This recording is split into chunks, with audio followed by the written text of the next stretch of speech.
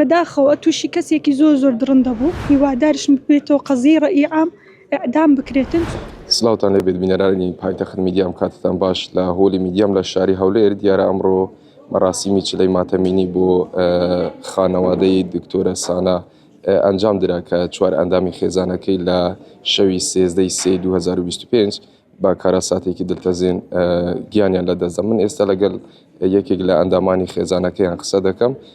سلااوت لێبێ خاتون، ئەگەر بفەرموویت ئێرە سوپاس دەکەم. ئەم کاتت باش ئەگەر باسی ئەوم بۆ بکەی ئەمڕۆ مەراسیمی چلەی ماتەمینی بۆ دکتۆرە سانا و خوشکی و دایک و باوکی ئەنجام درا. لەم ڕۆژەدا پەیامتان چییە؟ یەکەم جار سوپاسی ئێوەکەم، سوپاسی هەموو خەڵکە ئەەکەم کە لەو کارە ساتە گەورەیە لەگەڵمان بوون، هاوسۆزمان بوون.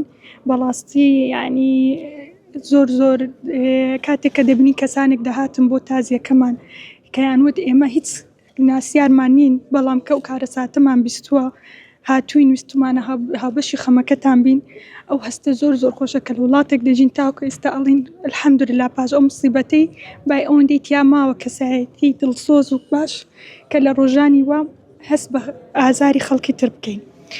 ئەوەی بەسەر ئێمە هات بە سەماری مامدا بەڕاستی مە قەت تەسەوڕمان نەکرد، قەت ڕۆژێک لە ڕۆژان شتەمان بەسەردا بێ.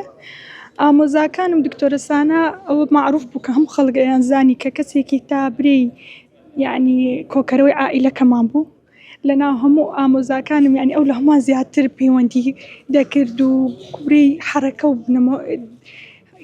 ڕێخەری هەموو پەیوەندیەکانی ماڵەکەمان بوو. بەداخەوە تووشی کەسێکی زۆر درڕندە بوو، کەسێکی کە بە هیچ نازان مەسفی بەشەری لێ دەردەچێتن. تەنها یەک شتی ویستویەتی کەرامەتی خۆی هەبێتن، بەسە بۆ توندیتیژی کە لەسەری کراوەتەوە، توندیتیژیەکە لەسەر ئەوە بێ کە بە عاتفی بێت، جەستە بێتن، خیانەت بێتن، ویستویەتی بە کەرامەتی خۆی لە ماڵی خۆی بژێتن. ئەوە بەسیترین مافەکە ئەیسان هەبێتن بە کەرامەتی خۆی لە ماڵی خۆی بژێت، هیچی تری نەویستووە.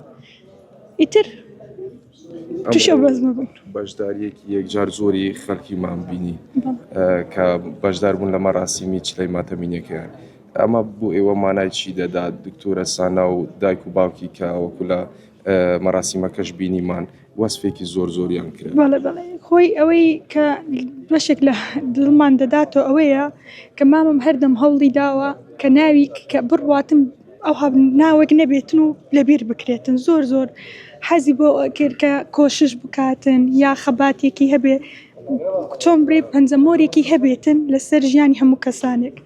هەرچەندە بەداخەوە بە شێوەیەکی زۆر بریندارانە ئازارەوە بۆمانە بێتن ئەو برینەوی، بەڵام لێرەوە من دەمێ یەک شت برێم ئەو ئازاری ئێمە بە کۆتا ئازار بێ بۆ هەموو ئافرەتێک کە هەر کەسێک ئێستا حالیان هەر ئافرەتێک لەژێر توندوتیژیەکە دەنگی نییە، ناتوانێت ئەترسێ یان لەبەر ئەوەی کە ئێمە لە مجتەماعێکین کە کۆمەڵگەکەمان داوە لە ئافرەت ئەکا هەموو کاتێک دەبێتم بیڕوێنە. پێ ئەڵێم مەترسە، وەرە دەر داوای مافی خۆتان کەن، بەسە تکایە هیچ کە باوشەی عیبە بۆ ئافرەت دانەنین. تێکدانی جیابوونەوەی ئافرەت عیبە نییە، عیبە لەوەیە کە کەسێک بە کەرامەتی هەموو ڕۆژ لە ماڵێک بشکێت و خەڵک سێری کابرێ وسکت بە. تکایە مناڵەکانی خۆمان هەمومان پەروەردەیانەکەین لەسەر چی؟ لەسەوە کە وەکو جەرگی خۆمان وەکو پەپولەیەک بەروەردەیانەکەین، بۆەوە نییە بێت کەسێک بە درڕندەی لێیاندا ئەزیەتیاندا.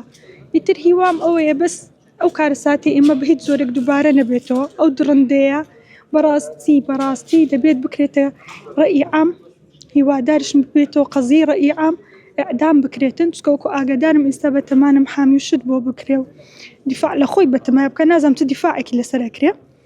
ئیتر ئەو قەزیە دانەخرێ، چکە ئێمە مافیوان خۆش نابن، یەک نییە، دوو نییە، سێ نییە، چوار کەسە. وەکو ئاگاداریشم لەگەر ئەو درڕندەی کە کردیەتی یەکێک لە جیرانەکانمان تووشی نەخۆشی دڵی هەبووە لە ترسە ئەویش مردووە. ئەگە ئەوە حسێ بکەین کەواتە ئەو درڕندەیە 5 کەسی کوشتووە.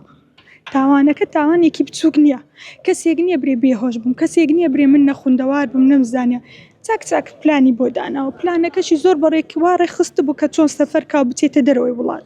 ئیتر هیوام ئەوەیە کە بە زووترین کات مافی وان بکەرێتەوە، خونیان ئەوها لە ئارچ نەکەوێتن، چکە ئەوان بەڕاستی قەت ئازاری کەسیان نەداوە، هەر هەوڵیان داوە یارمەتی خەڵک بدەن. دکتۆر هیوایە کە بۆ ئێمە بۆ مانای ئەوە یا ژیان بدات بە خەڵک، نەک ژیانی خەڵک بباتن.